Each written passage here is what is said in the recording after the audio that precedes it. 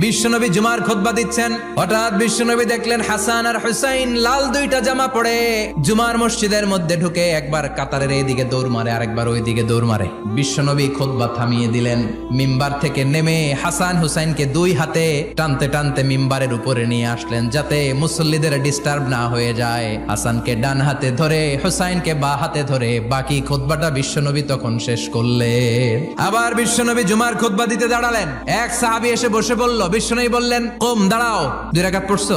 সাহাবী কয় না, পড়ি নাই। বিশ্বনবী বললেন, 2 রাকাত পড়ো। খুতবার নিরবিচ্ছিন্নতাকে ভঙ্গ করে বিশ্বনবী তাকে দাঁড়াতে বললেন, 2 রাকাত নামাজ পড়তে বললেন। তার মানে খতিব সাহেব মন গড়া শুধু খুতবা দিয়ে যায় না, ডানে বায়ে কোথায় কি হচ্ছে সবকিছু নজরে রেখে, কন্ট্রোলে রেখে সামাজিক সব সমস্যার কথাগুলো তুলে ধরে অসামাজিক কার্যকলাপের বিরুদ্ধে হুঙ্কার দিয়ে জুমার প্ল্যাটফর্মটাকে শক্তিশালী করাই হচ্ছে একজনের খতিবের দায়িত্ব। চিল্লা এখন ঠিক কিনা?